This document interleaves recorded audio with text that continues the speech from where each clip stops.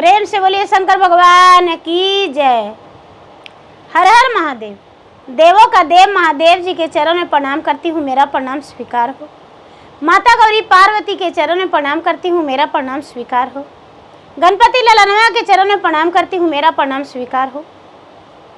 माता और पिताजी के चरणों में प्रणाम करती हूँ, मेरा प्रणाम स्वीकार हो। सब गुरु भैया बहना के चरणों में प्रणाम करती हूँ, मेरा प्रणाम स्वीकार हो।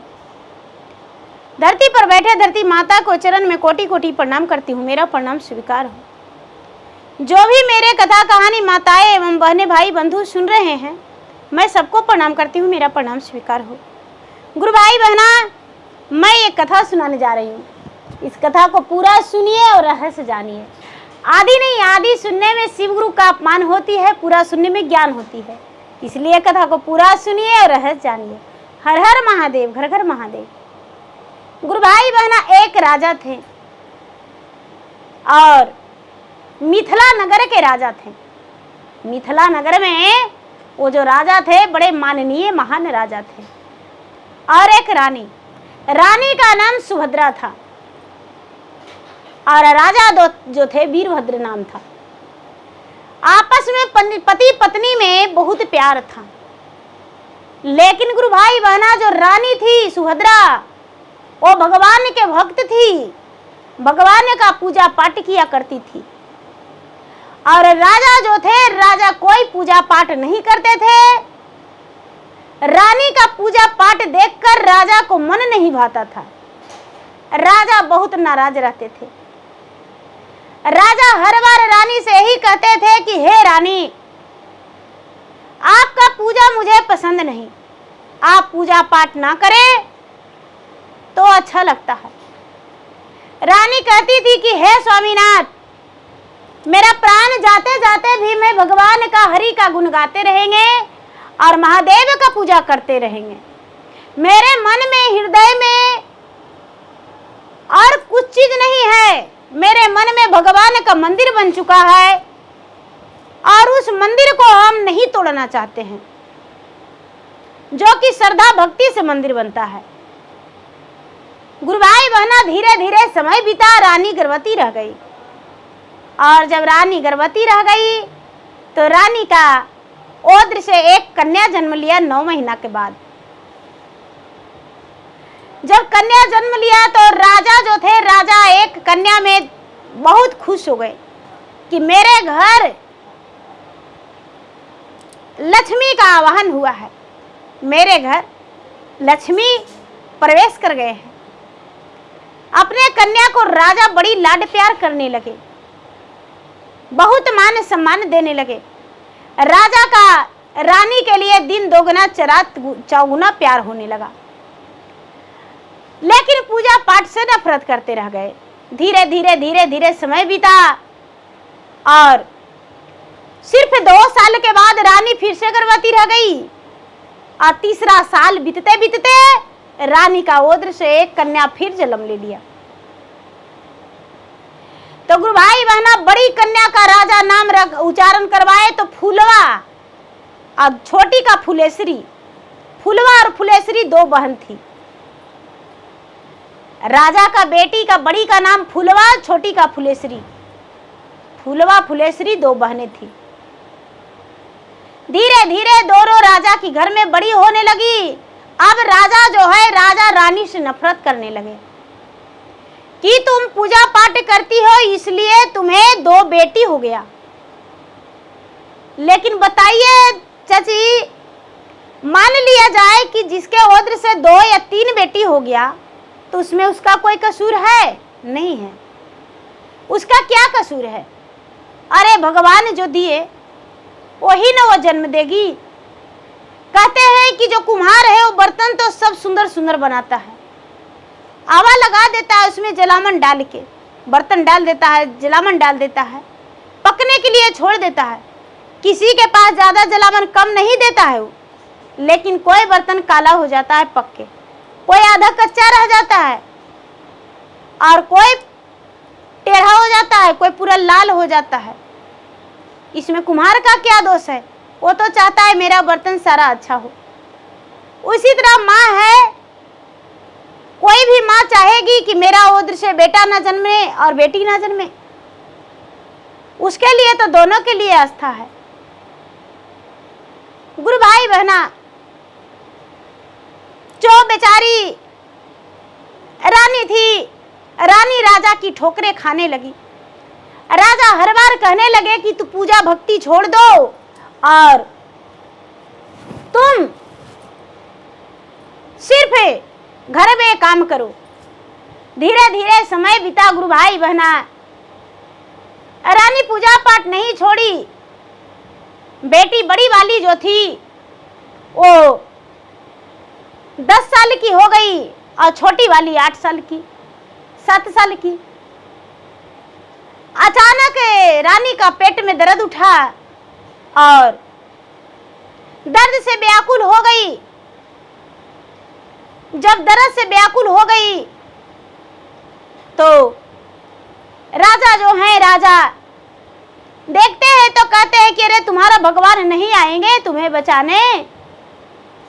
भगवान जरूर आएंगे। इतना भगवान को पूजा पाठ करती हो तो क्या भगवान डॉक्टर बन के नहीं आ सकते हैं? तुम्हारा भगवान तुम्हारे पास अवश्य आएंगे। गुरु भाई बहना, राजा जो है, राजा अपने पत्नी के इलाज के लिए डॉक्टर को नहीं बुलाए, सुभद्रा को कोई इलाज नहीं करवाए और बेचारी तड़प तड़प के, कलट कलट के इस दुनिया से चल बसी। बीमारी बढ़ता गया। शायद भगवान उसे क्या बीमारी दे दिए जो कि वो अपना दम तोड़ दी। दोनों बेटियां रोने लगी। दोनों बेटियां रोने लगी। जो राजा है वो कहते हैं कि चिंता मत करो, हम तुरंत दूसरी विवाह करके ले आएंगे इस घर में और तुम्हारी माँ आ जाएगी। दोनों बेटियां कहती है कि पिताजी, और मेरी माँ कैसे हो सकती है? वो तो सौतेली माँ होगी, क्या मुझे लाड प्यार देगी? राजा कहते हैं अवश्य देगी, क्यों नहीं देगी। धीरे धीरे समय बीता गुरु भाई महीना, 1 से 2 महीना बीता। राजा साहब तनिक भी देर नहीं किए, एक अच्छी सी लड़की देखकर राजा विवाह कर लिए। राजा की घर नई नवेली पत्नी आ गई। जब राजा को देखती तो अपने बेटी से बड़ी प्यार करती थी, बहुत लाड प्यार करती थी, बेटी को खाना देती थी। और जब राजा अपने काम में चल जाते थे तो दोनों बेटी को झाड़ू से, बढ़नी से, डंडे से जैसे भी पाती थी वैसे बहुत मारती थी और घर की नौकरानी की तरह घर के सारा काम सौतेली माँ करवाती थी और अपने चुपचाप हुक्म जगाती थी। धीरे धीरे समय बीता गुरु भाई बहना, 2 वर्ष 3 वर्ष बीत गया। 2 वर्ष 3 वर्ष बीत गया। अब कहती है कि जाओ तुम गाय चराने जाओ, गोबर लाने जाओ, घास लाने जाओ। राजा की बेटी कहती है कि भला मैं गाय चराने जाऊं? राजा की बेटी हूं, गौआ चराने नहीं जा सकते। गुरु भाई बहना, रानी बहुत मारपीट की दोनों बेटी के और मारपीट करके और उसके बाद कहती है कि गौआ चराने नहीं जाएगी तो खाना तुम्हें नहीं देंगे। बेचारी फुलवा जो बड़ा थी कहती है माँ तुम्हें जो करना है वो कर लो, लेकिन हम गौआ चराने नहीं जाएंगे। फुलेसरी है वो कहती है कि जब दीदी मेरा नहीं जाएगी तो हम भी नहीं जाएंगे। धीरे धीरे समय बीता गुरु भाई बहना। जब समय बीता तो वो सियाना हो गई, बड़ी हो गई। अब आपस में जो दूसरी माँ है वो अपना पति से कहती है कि ये जी दोनों बेटी बड़ी हो गई, अब क्या करें? दोनों बेटी के तिलक दहेज दे के बियाह करना पड़ेगा और दोनों के बियाह करने में हम कंगाले बन जाएंगे। क्या करें बताइए? राजा कहते हैं कि एक आध को गरीब घर के लड़का देख के ब्याह कर देंगे। कहते हैं अच्छा ठीक है, इसका उपाय हम लगा देंगे। राजा जो है ड्यूटी पर चले गए अपना कामकाज में दीदी, और रानी क्या करती है कि दोनों बेटी को मारती है, मार के और उसके बाद अपने दीवार में सर पटक के हल्का सा चोट लगा लेती है, सिर पे रंग उझल लेती है। राजा आते हैं तो राजा के गोद में लपट के रोने लगती है कि राजा साहब आपका बेटी तो मुझे बहुत मारी है। राजा गुस्से में अपने दोनों बेटी को घर से निकाल देते हैं। गुस्से में दोनों बेटी को रात के समय में निकाल देते हैं। अब दोनों बेटी फुलवा फुलेश्वरी सोचती है कि हे भगवान, अब मुझे पिताजी रात में निकाल दिए, अब हम कहाँ जाएं। जाके एक महादेव का मंदिर था, रोज जहां उसकी माँ पूजा करती थी, महादेव से कहती है कि हे महादेव जी, मेरे माता पिता तो मुझे घर से निकाल दिए, अरे माता के तो आप छुनिए लिए, और मेरे पिताजी जो हैं वो घर से निकाल दिए हैं, तो अब हम कहाँ जाए, आप ही रास्ता दिखाइए। अब आज हमको भूख लगा हुआ है, दिन में माँ खाना नहीं दी थी, रातों में भूखले हैं, तो आप क्या खाएं। गुरु भाई बहना इतना ही में जो फुलवा थी उसको नजर पड़ गया कि अरे भगवान का मंदिर में बेल चढ़ा हुआ है। मंदिर के हाथ बढ़ा के गुरु भाई बहना, जंजीर जो ऐसे रहता है तो उसमें हाथ लफा के और बेल निकाल के और तोड़ के और दोनों बहन बेल खा ली।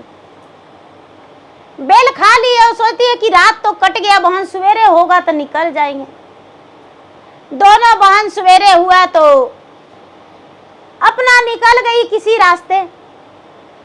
रास्ते निकल गई। चलते चलते चलते चलते चलते चलते चलते चलते सांझ हो गया। जब सांझ हो गया गुरु भाई बहना, तो दोनों बहन कहती है कि ये जंगल है, और जंगल में कहाँ जाएंगे रात्रि में, कहाँ जाएंगे, क्या करेंगे। और हम दोनों बहन हैं, कोई भी लोग मुझ पे गलत नजरिया डालेगा तो हम क्या करेंगे।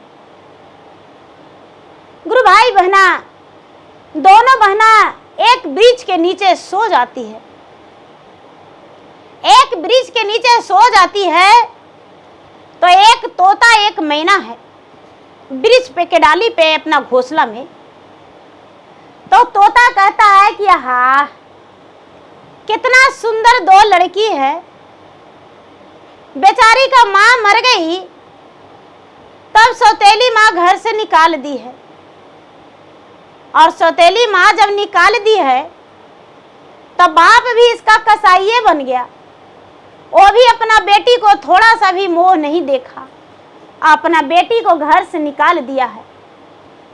ऐसा नहीं करना चाहिए उसके पिता को, जैसे किया है ऐसा करना चाहिए।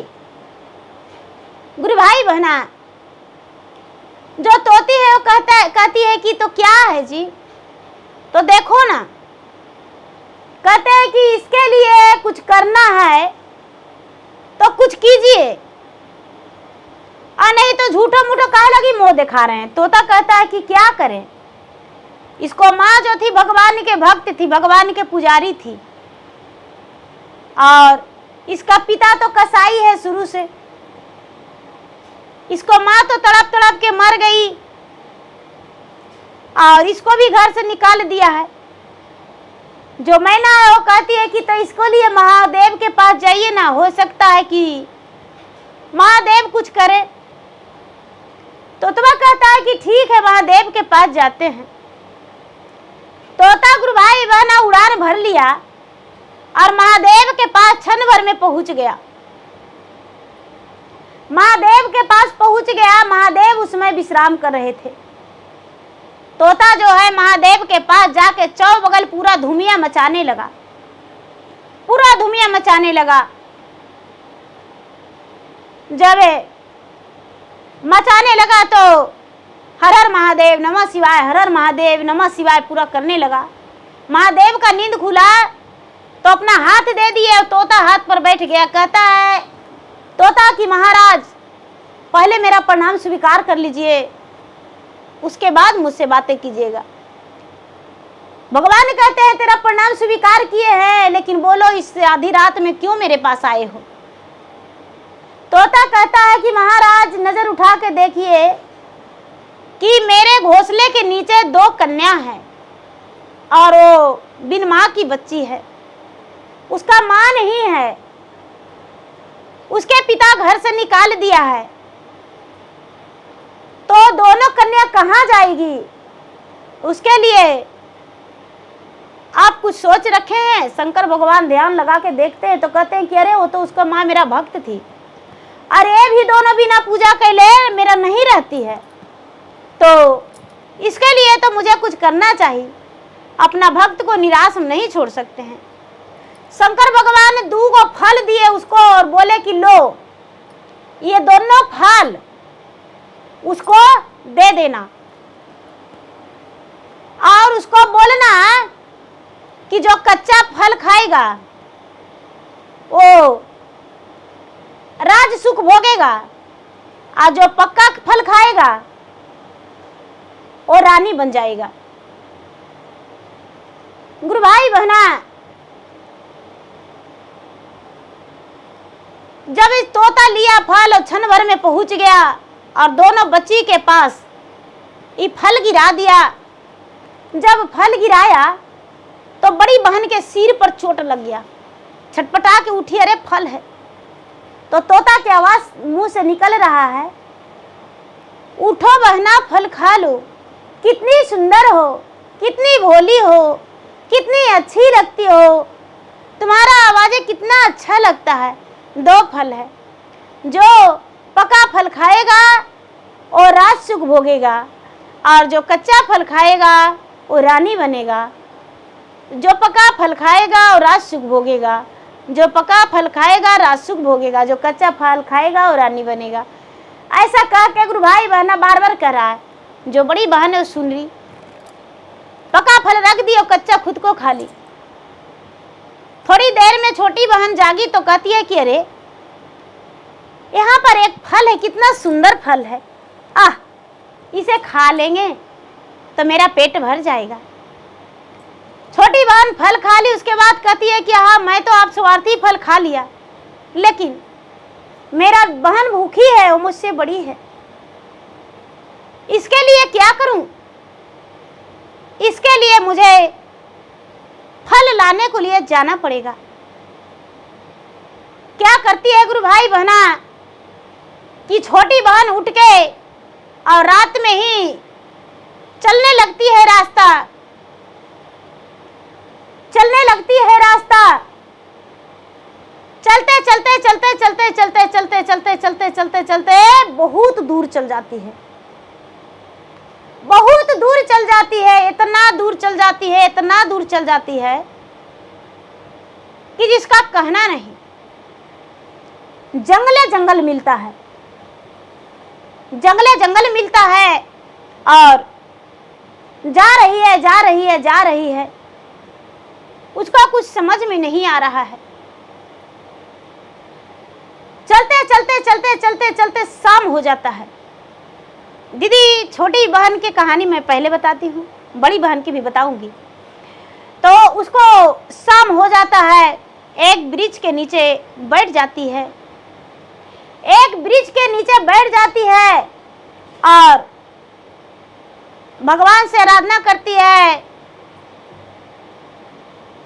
कि मैया जे मर लई रामा आ बाबू के काराना माजी अपरी गेले दुखवा हजार जी बाबू जे बनलन रामा मोरो नेरा दाइया जी अधिहलाना घर से नी अरे पूर्वो ना सूझई रामा आ पश्चिमो ना सूझे अरे जई में कवाना ओ राजी। गुरु भाई बहना बेचारी कहती अब कहाँ जाए, शाम का समय हो गया है। एक रानी का डोली आ रहा था, एक रानी का डोली आ रहा था गुरु भाई बहना, और 4 कहार थे। राजा आगे आगे घोड़ा से चल रहे थे और रानी जो थी, रानी डोली में थी। रानी सुनी तो कहार से कहती है कि हे कहार भैया, थोड़ा सा मेरा डोली बिलमा दो, लगता है किसी मनुष्य का आवाज है। कहार भैया कहते हैं कि हे रानी साहब, शाम हो चुका है, रात्रि होने वाला है और इस जंगल में, इतना घना घोर जंगल में मुझे डर लगता है, आपके डोली रखें और कोई ऐसा भालू सियार आके मेरा प्राण ले लेगा, इसलिए नहीं, हम डोली नहीं रखेंगे।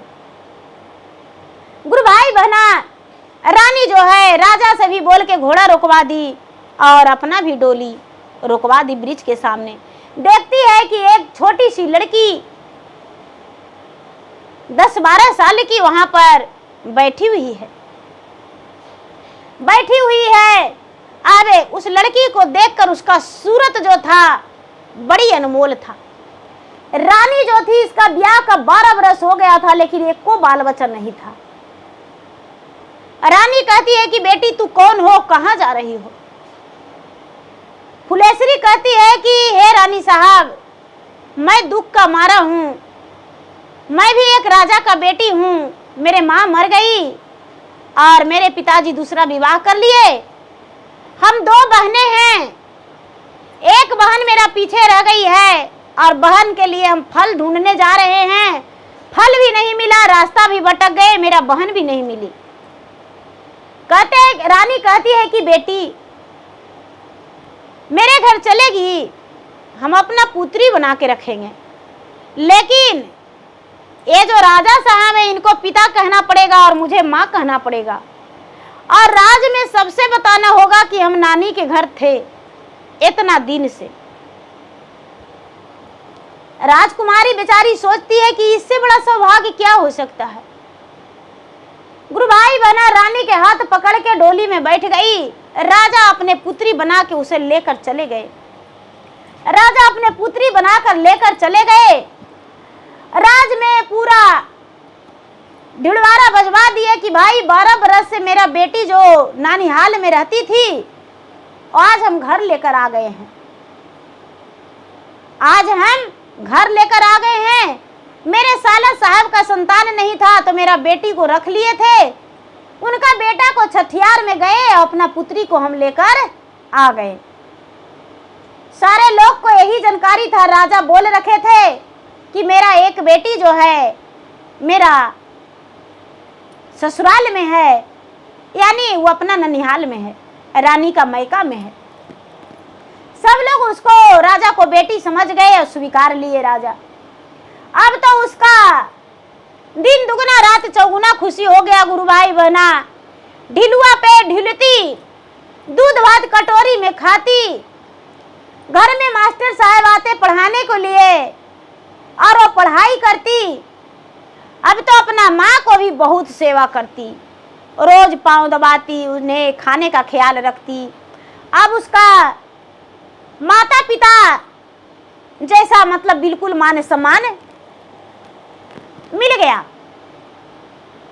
माता पिता एकदम मानने लगे। फुलेश्वरी जो थी माता मानने लगी, पिता मानने लगी और वो भी अपने बच्ची का प्यार देने लगे। अब तो राजा की बेटी बन के रहने लगी। अब यहाँ का कहानी यही रखते हैं दीदी, फिर से आगे बढ़ाएंगे, यहाँ पर आएंगे। जो फुलवा है दीदी, सवेरे नींद टूटा तो देखती है कि मेरा बहन नहीं है, मेरा बहन नहीं है, तो अब क्या करें? खोजने लगी और खोजने लगी तो खोजते खोजते वही सटले जंगल से निकल गई। एक गांव दिखा तो सोचती है कि शायद भूखी प्यासी गांव में गई होगी।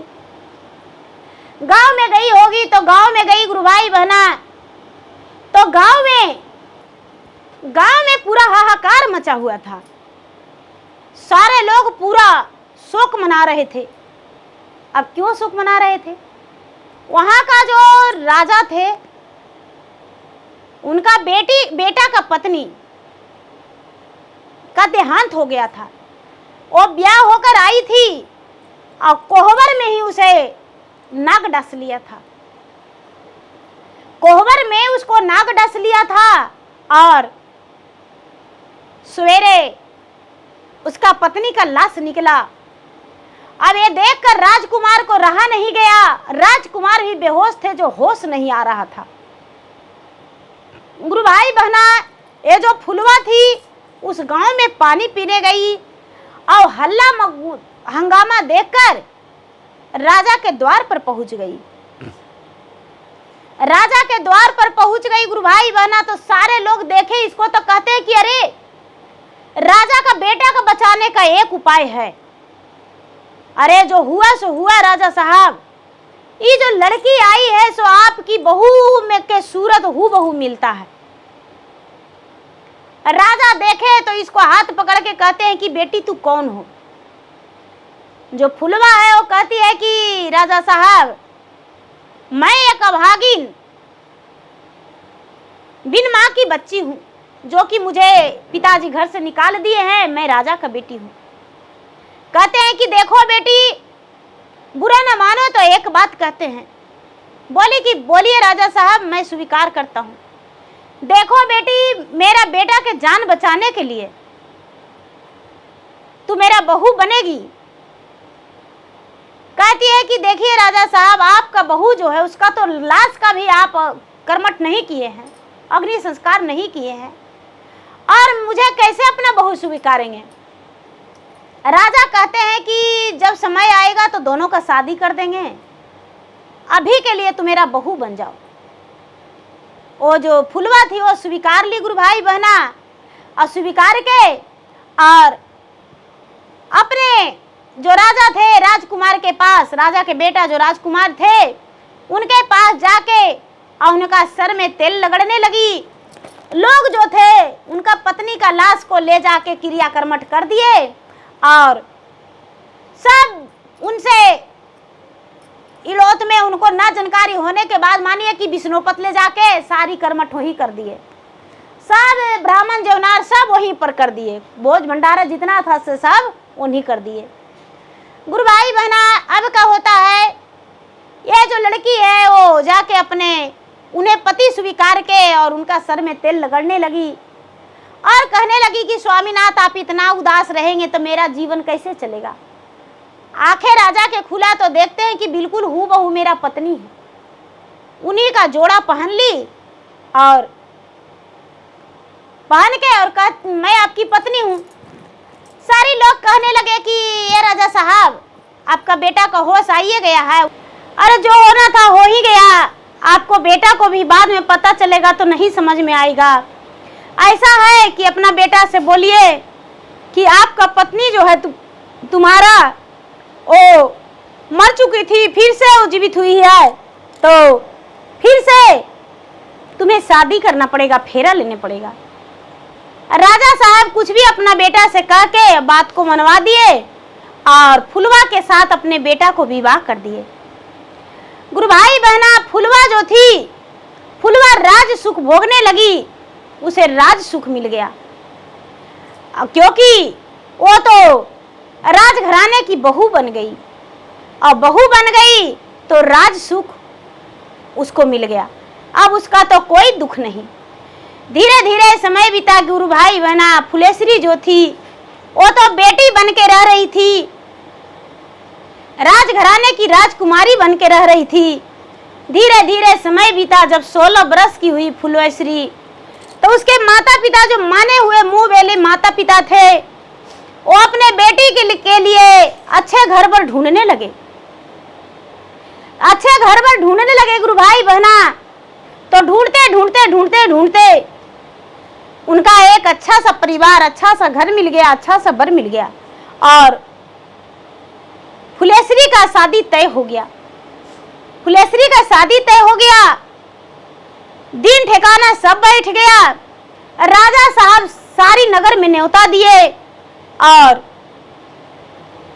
वहां फुलवा के घर भी न्योता दिए, फुलवा के राजा के समझ के, कोई रिश्तेदार लगते थे वही समझ के। जब फुलेश्वरी चौका पर बैठी है तो गुरु भाई बहना नहीं उसको माता की याद आ रहा है, नहीं पिता की याद आ रहा है, नहीं और किसी का उसका बहन का याद आ रहा है कि आज जो मेरा बहन रहती तो आज बड़ा खुशी का बात था। आज मेरे शादी में बहन आती रहती, सारी काजें करती, कन्यादान करती, मेरे बहन के हाथों होता, कितना खुशी होता। आज मेरे सारी सुख बहन देखती तो। गुरु भाई बहना शाम हो गया, बारात आने का टाइम हो गया तो फुलवा पति पत्नी दोनों पहुंचे, अनजान में ही सही लेकिन पति पत्नी दोनों पहुंचे निमंत्रण स्वीकार के, राजा का निमंत्रण स्वीकार के और पहुंचे गुरु भाई बहना। तो जो फुलवा के पति है वो बारात संभालने में चले गए और जो फुलवा है वो घर के अंदर गई। सारे लोग बोले, सारे लोग एक दूसरे से परिचय करते हैं कि आपका घर कहाँ है, आपका घर कहाँ है, आपका घर कहाँ है। गुरु भाई बहना सारे लोग बताए तो ये कहती है कि भाई हम तो आए हैं, अपना नगर के गांव के नाम बताई। सब लोग एक दूसरे से परिचय किए। जब फुलेश्वरी दुल्हन बन के गुरु भाई बहना मंडप पर आ रही थी तो देखती है फुलवा तो आंखें लड़ जाता है कि अरे ये तो मेरा बहन है, मेरा बहन है। बहन के पास जाके कहती है कि बहन तुम, दोनों बहन गले मिल के कहती है कि बहन दीदी मेरा सौभाग्य है कि आज तुम मेरे शादी में आई हो, बड़ी खुशी की बात है। मुझे तो मंडप पर बैठने का मन नहीं कर रहा था कि लेकिन मैं कहाँ खोजते तुम्हें। फुलवा भी कहती है कि बहन तुझे मैं कहाँ कहाँ नहीं ढूंढा, बहुत ढूंढा लेकिन मुझे समझ में नहीं आ रहा था कहाँ ढूंढूं। आज दोनों का मिलन हो गया। गुरु भाई बहना जो मुंह बोले पिता थे धीरे से चुपके से जाके फुलवा कहती है कि पिताजी आपके घर निमंत्रण आए, निमंत्रण में हम आए लेकिन धन हो गए। कहते हैं कैसे? तो पिताजी जो आपकी बेटी है वो मेरा सगी बहन है। राजा कहते हैं कि बेटी इस बात को किसी को मत बताना और हम दोनों को मान सम्मान बेटी की तरह रखेंगे। वो छोटी बेटी, तुम मेरी बड़ी बेटी हो। अब गुरु भाई बहना ब्याह हो गया, फुलेश्वरी भी अपना ससुराल चल गई। अब जब भी माँ का याद आता, मायका का याद आता तो फुलवा अपने बहन के घर यानी जहाँ बहन रहती थी अपने मानो कि मुंह बोले पिता के पास जाती थी और अपना घर आ जाती थी। मान सम्मान राजा दोनों बहन को बेटी के बराबर देने लगे। धीरे धीरे धीरे धीरे कई वर्ष बीत गया गुरु भाई बहना। कई वर्ष बीतने के बाद राजा और रानी दोनों बेटियां के पुण्य प्रताप से, आशीर्वाद से या तो श्राप से कहिए, निसंतान ही रह गए। उनका कोई संतान नहीं। और लोग जब गांव वाला जाने कि दोनों मिल के और अपना बेटी को धक्का मार के घर से निकाल दिए हैं तब गांव का लोग उन्हें धक्का मार के गांव का लोग निकाल दिए। और जब गांव का लोग निकाल दिए तो राजा और उनकी दूसरी पत्नी दोनों दर दर भटकने लगे, दर दर भटकने लगे। उन्हें काम भी नहीं मिलने लगा। धीरे धीरे समय बीतते बीतते भीख मांग मांग के खाने लगे, भीख मांग मांग के खाने लगे, इधर उधर टहलने लगे, कभी वहां मांगते कभी वहां मांगते। उनका उसी तरह समय बीत रहा था। धीरे धीरे धीरे धीरे समय बीतते बीतते अपने बेटी के दरवाजा पर गए भीख मांगने। बेटी जो थी, बेटी छत पर से देख रही थी, अपने माता पिता को देख उसका रोमता कांपने लगा और अपना पति से कहती है कि हे स्वामीनाथ, जो दरवाजे पर भिखारी है वो कोई और नहीं, कौन है? वो मेरे पिता हैं राक्षस, जो मुझे धक्के मार के निकाले थे, और वो मेरी माता है सौतेली, जो मुझ पे अत्याचार की थी। गुरु भाई बहना, बेटी अब क्या करती है कि सूप भर चावल लेके अब माता पिता को भिक्षा देने जाती है। भिक्षा देते समय कहती है कि पिताजी आप मुझे धक्के मार के निकाल दिए थे। तो जिसका जीवन में सुख रहता है उसे कोई दुख नहीं दे सकता है। आज हम कहाँ हैं पिताजी, आप कहाँ हैं? राजा कहते हैं बेटी अपना महलिया में मुझे एगो कोनवा में जगह दे दो बेटी। रानी कहती है बेटी नौकरानियां बन के रहेंगे, लेकिन अपना घर में जगह दे दो। बेटी कहती है कि नहीं पिताजी, हम नहीं रह सकते हैं, रख सकते हैं। अरे मेरे ऊपर पूरा परिवार है तो आपको हम कैसे रख सकते हैं? कैसे कह सकते हैं कि भिखारी मेरे माता पिता हैं? जाइए जहां जाना होगा, जहां जाइए। तो छोटी बहन कहाँ गई तो उसका भी पता हम आपको नहीं बता सकते, हमको नहीं पता कहाँ गई। आप मेरे दरवाजे से चल जाइए। गुरु भाई बहना, माता पिता जो थे दरवाजे से चले गए, अपना ठोकर खाते भीख मांगते उनका जीवन बीता। दोनों बेटी का सुखी जीवन बीता। तो भगवान जो दयावान हो जाते हैं तो उनके पास सब कुछ हो जाता है। दोनों बहन का सुख लिखा हुआ था तो दुख कैसे होता? माँ का उसका आशीर्वाद था, उसका माँ का आशीर्वाद दोनों बेटियां के साथ थी, तो उसके जीवन में कभी दुख नहीं हुआ। तो गुरु भाई बहना, मेरा वीडियो अच्छा लगे तो मेरा वीडियो को लाइक करें, शेयर करें। चैनल पर यदि नए तो चैनल का सब्सक्राइब करें, बेल आइकन घंटी को दबाएं, जो कि मेरा वीडियो का नोटिफिकेशन सबसे पहले आपके पास जाए। आप मेरा वीडियो सुन सके, कमेंट बॉक्स में हर हर महादेव जय शिव गुरु जरूर लिखें। धन्यवाद। हर हर महादेव, घर घर महादेव। प्रेम से बोलिए शंकर भगवान की जय।